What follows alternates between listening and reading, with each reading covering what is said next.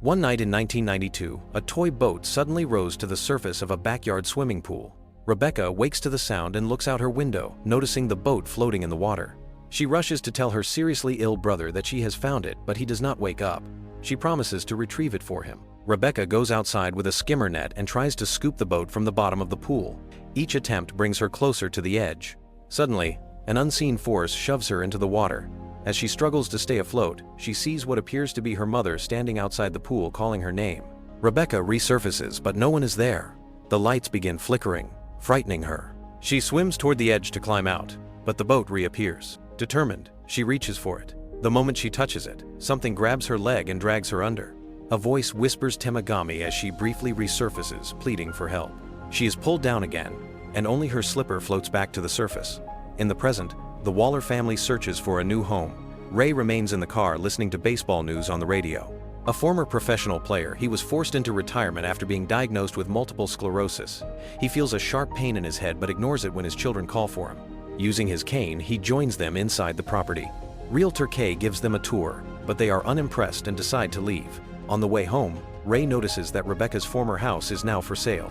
Kay shows it to them, explaining that it has had only one owner in decades. Ray's wife, Eve, appreciates its proximity to her school, and Ray is drawn to the backyard pool, though Eve dislikes swimming. While examining the pool, Ray spots a baseball inside and attempts to retrieve it. He slips and falls into the water.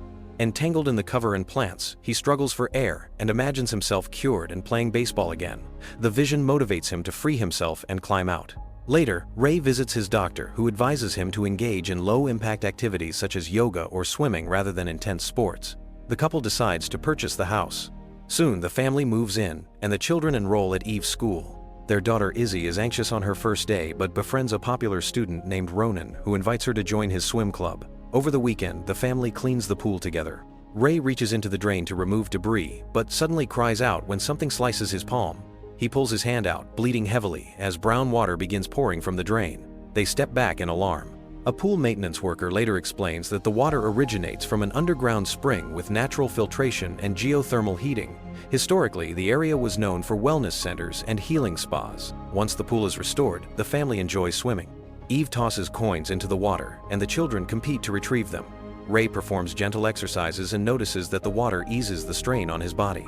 That evening, Eve reviews their finances and becomes stressed over Ray's medical expenses. Seeking relief, she goes for a swim. The family cat reacts uneasily before running away. While in the water, Eve is startled by the sight of Ray standing at the pool's edge, but when she looks again, he is gone. The lights begin flickering again, unsettling Eve. She climbs out of the pool, and the lights immediately stabilize. After checking on the children, she finds Ray already in bed and asks if he had been outside. He denies it. She suggests buying a pool cover and checking the electrical system the next day. Outside, the family cat Cider rests on the diving board as the lights flicker once more. The toy boat surfaces in the water, and Cider growls at it. The following morning, Elliot discovers Cider's collar floating in the pool, but the cat is gone. Ray retrieves the collar. When his bandage becomes soaked, he removes it and is stunned to see that the cut on his palm has completely healed. Later that day, the family installs a pool cover. That night, Eve dreams of swimming beside a shadowy presence and wakes in fear. She notices Ray is not in bed and looks outside to see him swimming vigorously. At Ray's next medical appointment, his doctor is shocked to find significant improvement in his condition. Ray attributes it to swimming twice daily, calling it water therapy. Soon after, he records himself exercising intensely in the garage. Elliot asks him to swim together, reminding him he is not supposed to use the pool alone. Ray refuses, focused on strengthening his body. Instead, he draws a smiley face on a coin and suggests Elliot play their diving game. Elliot places the coin on an action figure and dives underwater to retrieve it. Suddenly, more coins begin falling into the pool. Thinking his father is playing along, Elliot surfaces, but no one is there. He dives again and gathers the coins. Looking up from beneath the water, he briefly sees someone standing by the pool. When he resurfaces, the yard is empty. As Elliot swims, something pounds against the diving board, yet nothing is visible. He then hears a girl's voice coming from the pool's filtration system. The voice says her name is Rebecca and claims to be trapped. Elliot reaches into the drain opening to retrieve his action figure and finds it tangled in strands of hair. A hand grabs his wrist from within the purifier. After struggling, he frees himself and glimpses a figure inside the system. Terrified, Elliot tells Eve, who investigates but finds no one. The action figure floats in the pool. When Ray hears the story, he questions whether Elliot is imagining things. Eve suggests hosting a pool party to help Elliot socialize. Later, the family attends Elliot's baseball practice. Ray offers advice, and the team encourages him to participate. His first attempts fail, and he falls. Eve grows concerned, but Ray insists he can continue. On his next swing, he focuses on the strength he feels from the pool and strikes the ball with force, cracking the bat and shattering a light. The team is impressed, but Elliot resents his father overshadowing him.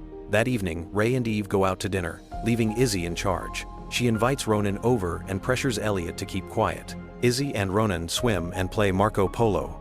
During Izzy's turn, she calls out Marco with her eyes closed. Ronan quietly exits the pool to tease her. The radio suddenly shuts off and a whisper answers Polo from the water. Believing it is Ronan, Izzy follows the voice. The figure vanishes each time she turns. She dives underwater searching for him, only to discover the pool seems unnaturally deep, with no visible bottom. Something suddenly grabs Izzy's leg and pulls her downward. She kicks frantically until she breaks free. Above her, she sees a faint square of light and swims toward it as the pool lights flicker. She surfaces just in time, and Ronan pulls her out.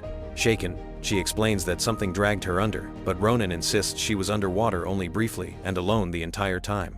When her parents return, Ronan quickly kisses her and leaves. Later, Elliot tries to talk to Izzy, hoping she will confirm that the pool is dangerous. Izzy refuses to support him. She argues that the pool is helping their father recover and that no one would believe them anyway. On the day of the pool party, many guests arrive and the atmosphere is lively.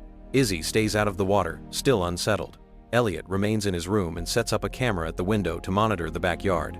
In the kitchen, Eve presses Kay about why the pool sat unused for years.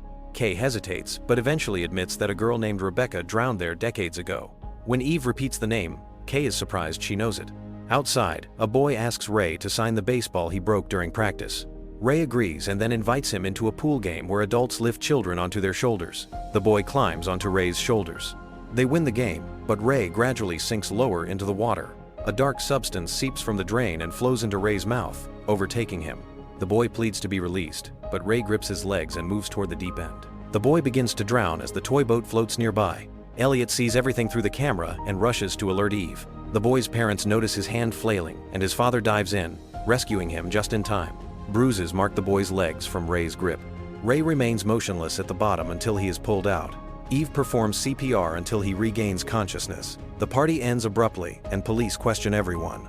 The boy's mother claims her son said Ray would not let him go. Eve defends her husband, reminding them of his illness and that he nearly drowned as well. The boy's father, who coaches Elliot's team, declines to press charges but tells Ray not to return to practice. Tension rises and Eve gathers her children, declaring they are leaving. She insists something is wrong with the pool. Ray argues that the water is helping him, but she reminds him a child nearly died. After driving only a short distance, Ray becomes violently ill. His veins darken, and he vomits a thick black liquid. The family returns home, and Eve puts him to bed. The doctor cannot see him until Tuesday and advises rest. Ray apologizes, but continues to beg for another swim, describing how powerful and calm he feels underwater. Eve refuses and, terrified, begins draining the pool by connecting it to the main water line. She then checks on her children and promises to protect them. The next day at work, Eve researches the property's history and discovers that every family who lived there lost someone while residing in the house. Desperate for answers, Eve contacts Kay and obtains the address of Rebecca's family. The residence is large and well-maintained. When Eve meets Rebecca's mother, Lucy, she learns that Lucy's son is now an ambassador. Eve recounts everything that has happened with the pool. Lucy grows visibly anxious, coughing and spilling water from her glass. After persistent questioning, she confesses the truth. Before the house was built, there was a natural spring on the land called Temagami. People once worshipped it because it granted wishes, but every wish required a sacrifice. On the night Rebecca drowned, her sick brother heard her screaming and tried to leave his room. Lucy locked him inside because she understood that the water was using Rebecca as payment to fulfill her wish. Rebecca's life was exchanged for her son's recovery. Lucy insists that love demands sacrifice and suggests Eve should allow Ray to be healed. Eve rejects the idea as monstrous. Lucy suddenly begins coughing violently. Black liquid fills the hose of her oxygen tank and spreads into the decorative fountain nearby. Her eyes and nose begin to leak the same dark substance as she speaks in an unnatural voice, warning that the water will soon sleep again. Terrified, Eve leaves the house. Back home, Ray showers and is overtaken again as contaminated water flows over him. At the same time, the drained pool begins filling and black liquid seeps from its drain. When the children return home, they call out for their parents but receive no answer. Izzy attempts to call Eve, but cannot reach her. Elliot pours water from the sink into a glass and notices it vibrating. He hears meowing outside and assumes it might be cider. The glass slides across the table and shatters. In the backyard, Elliot is shocked to see the pool filled once more. The sound comes from a floating toy. He climbs onto the diving board to reach it. The pool cover handle begins spinning on its own. A dark figure appears on the float and punctures it, causing Elliot to fall into the water as the cover moves to seal the pool. Eve arrives and struggles against the handle, which resists her with force. Izzy joins her, and together they manage to stop and break it. Eve dives into the pool searching for Elliot but cannot find him. Beneath the surface, she discovers a deep, unnatural void where the drain should be. She resurfaces briefly, grabs the hose for air, and dives back down into the abyss. Inside the house, Izzy slips on water and falls onto broken glass, cutting her hand. She hears a strange sound and turns to find Ray standing behind her. His eyes are black and water pours from his clothes. When she looks again, he vanishes. As she attempts to call for help, Ray reappears, knocks the phone away, and strikes her. He claims Elliot's life is difficult and should be sacrificed. Izzy manages to break free and runs, hiding in the garage. The television turns on by itself, playing footage of Ray's greatest baseball game before dissolving into static. Ray approaches, but leaves her locked inside. In the depths of the pool, Eve finally locates Elliot and pulls him close, preparing to bring him back to the surface. In the depths of the pool, the spirits of those who previously drowned surround Eve and Elliot, trying to pull them back. Eve fights them off and keeps swimming, but she cannot find the way out. Rebecca appears and drops the coin with the smiley face, revealing that Eve and Elliot have been disoriented and swimming upside down. Realizing the correct direction, Eve turns and finally sees the light above. She reaches the surface with Elliot, who is unresponsive, and immediately begins CPR. Ray emerges behind her and says it is too late. When Eve pleads for help, he seizes her by the throat and insists that the pool has chosen Elliot. At that moment, Izzy runs in with a baseball bat. Eve signals for her to strike. Izzy hits Ray in the legs, knocking him down, then strikes his back repeatedly. He vomits black liquid. She hits him again in the stomach, and he is overwhelmed by visions of pivotal moments from his life. Hearing Eve and Izzy calling his name, Ray expels the remaining dark substance and regains control of himself. Elliot regains consciousness, but the black liquid begins pouring from the pool drain once more. Ray understands that the entity will not stop without a sacrifice. He dives into the water and swims toward the abyss.